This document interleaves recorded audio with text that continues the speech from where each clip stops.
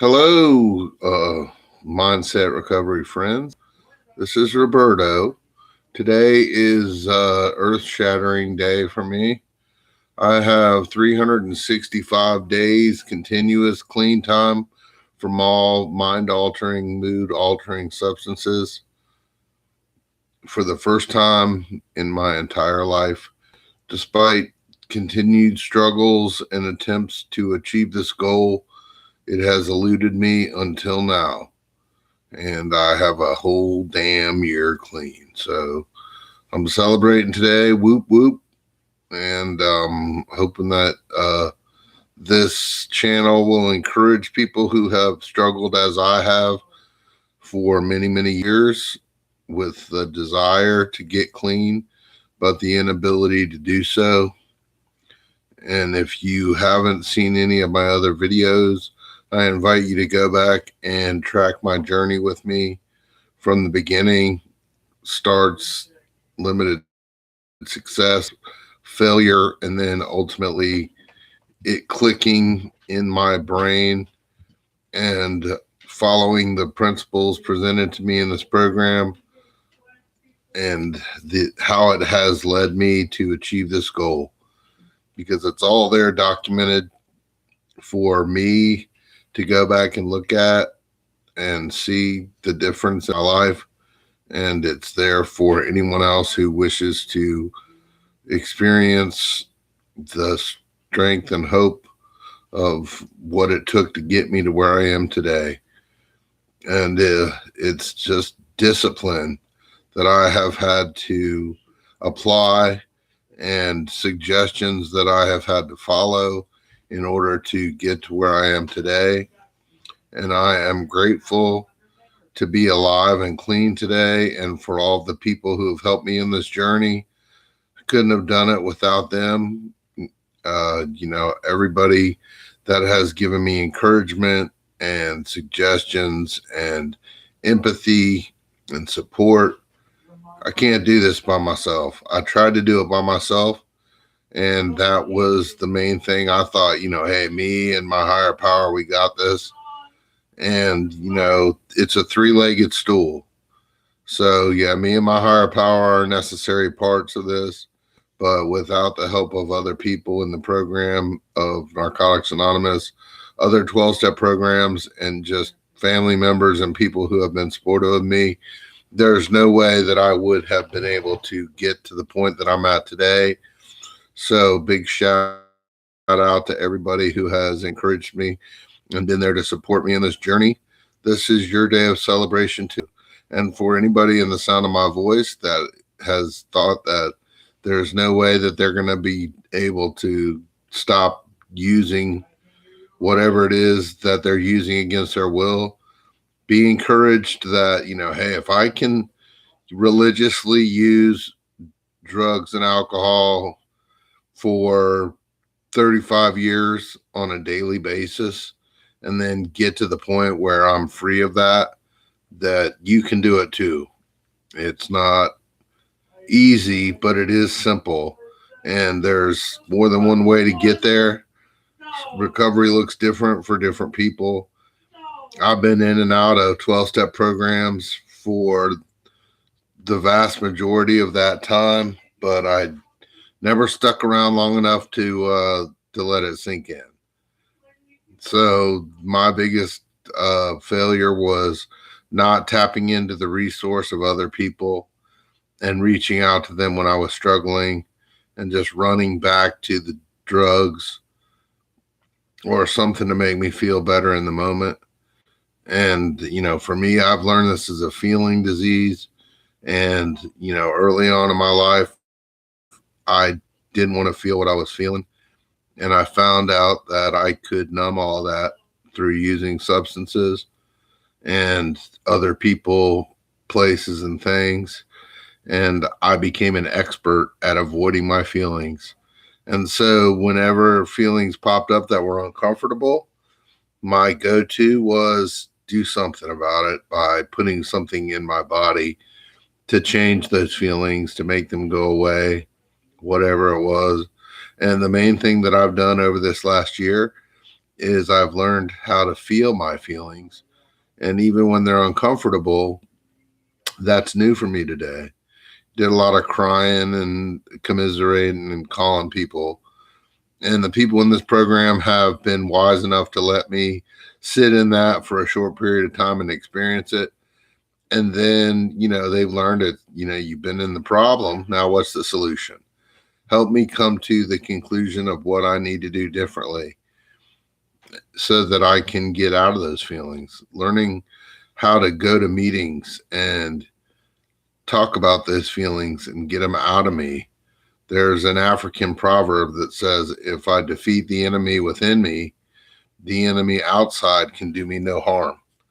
And my enemy has been right in here my whole entire life. There's nothing I can do to go back and change the situations and the circumstances that caused me to develop the way that I did. But I can make a decision to do something differently today.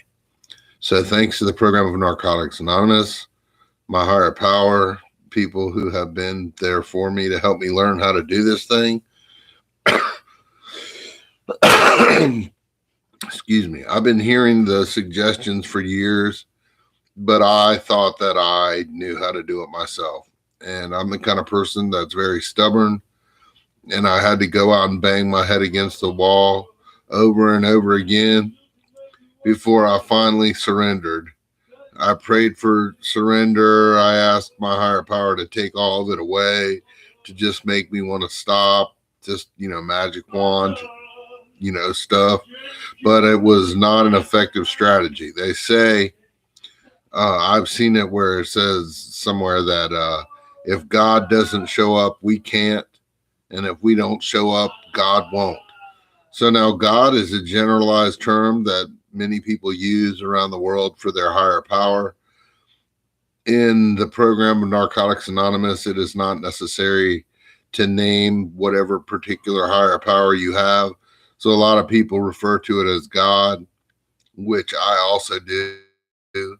But the thing about, the program of Narcotics Anonymous is it's no specific higher power that you have to name or pray to or anything like that. You just have to have a willingness to believe. And I believe that most people have a sense of some spiritual force that's out there in the universe that that made them I'm sorry, I got interrupted for a moment, that they have understood to be more powerful than they are individually. Maybe the creator of the universe, I don't know, but I believe that most people have a sense that some force exists beyond them that's more powerful than they are. I also think that many people don't think that they have access to that power, or that power gives a flying rat's behind about them. And so if that is the case, then, I'd be pretty bummed out personally if I thought that, hey, there's some big force out there, the universe or whatever, but it doesn't care about me. It doesn't pay attention to me. It's not willing to help me. Well, that's where the disconnect is, in my opinion. So when you get in the program of Narcotics Anonymous, step 2 is we came to believe that a power greater than ourselves could restore us to sanity. So what the understanding becomes for me is that whatever that force is, whatever I want to refer to it as, whatever I believe it is, that, obviously for me, my thinking was not sane. The insanity of doing the same thing over and over again, expecting different results, or for me, even going further than that, the insanity of doing the same thing over and over again, knowing full well what the results would be, but being willing to accept those results because it was, in my mind, it was better than feeling the feelings that I was experiencing at the time. That's hopelessness. And knowing that using is not going to fix anything and doing it anyway, that's insanity for me. And that's what I did, because, I would use drugs so that I would feel better. And then I would drink alcohol for oblivion, so that I could sleep, so that I could stop thinking about whatever was clicking in my head on loop, and, passed out, woke up feeling like crap the next day. I was one of those people who still drug my ass out of bed and went to work. Sometimes I was late. Often I wasn't worth a damn when I got to work.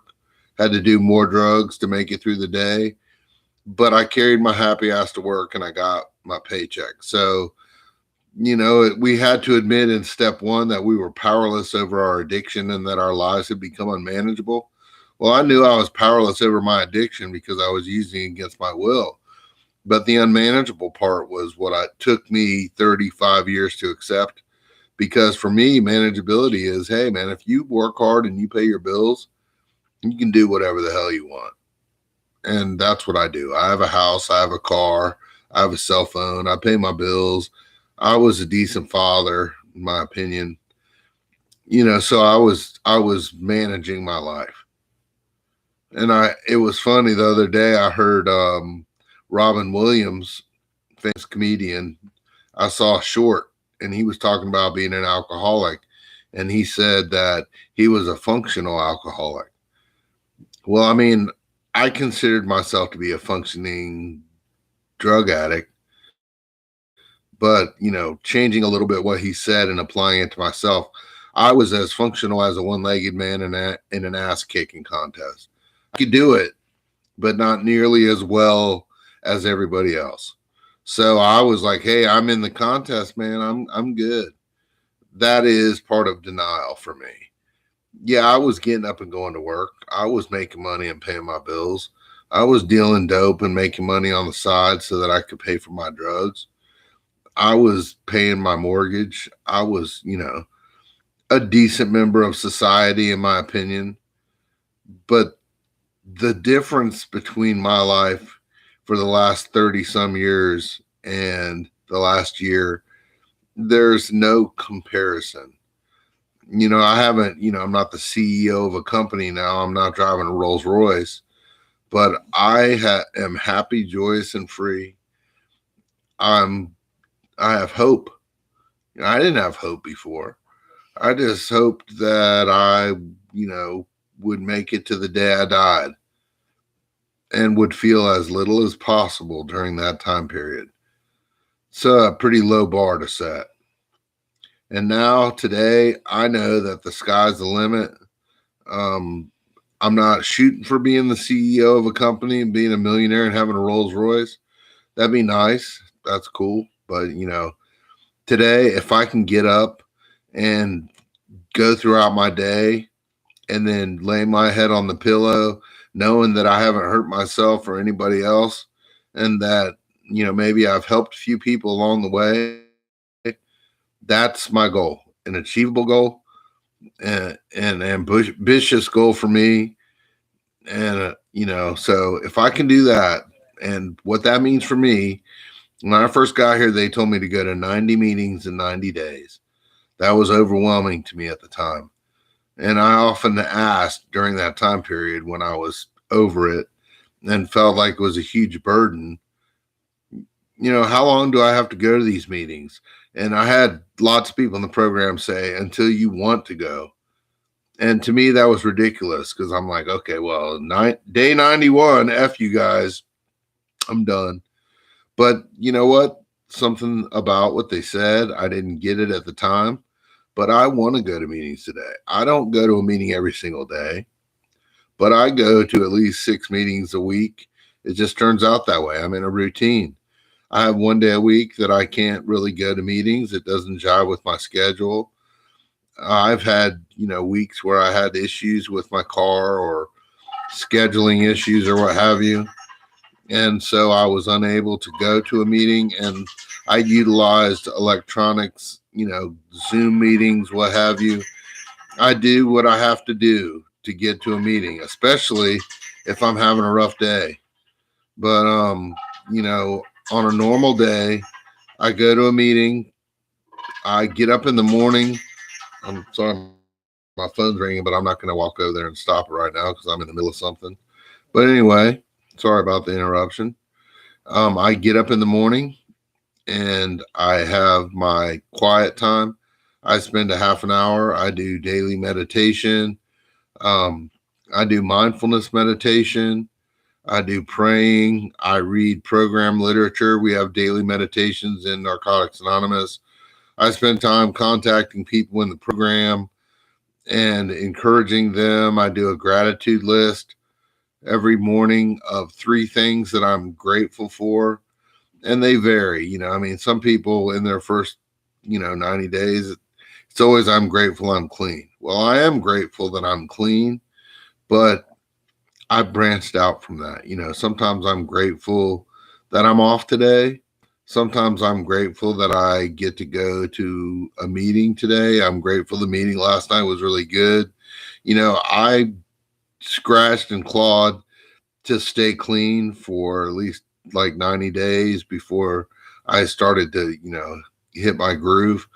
So I'm happy to go to a meeting for myself, but it's so cool to go to a meeting and see newcomers come in there, and just the fact that they're accepted and that people are happy to see them, that people are willing to listen to what they have to say and give them their phone number, to reach out to them, answer the phone when they call.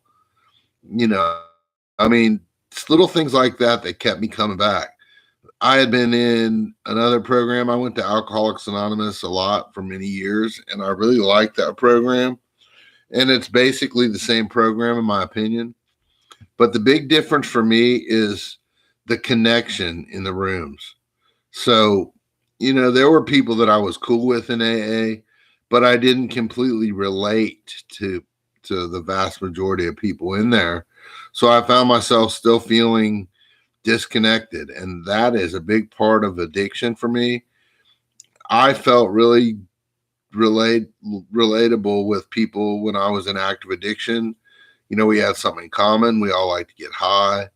I sold drugs. So, I mean, people were happy to see me when I got to their house. They were calling me. I felt needed. I was making money. I was getting a lot of validation out of that lifestyle. And so I lost that. So that was like having a limb amputated. And it's a big draw for me to not just getting high, but people would hit me up and want some drugs, and I was clean. And I'm like, well, man, I'm not using it anymore. I can just, make some money. And it didn't work for me. Every time I got sucked back into the lifestyle with that, I can't be around drugs and not put any of them in my body, especially when they're free. That doesn't work for me. And then I would share about that in a meeting, and people would say things like, a monkey can't sell bananas.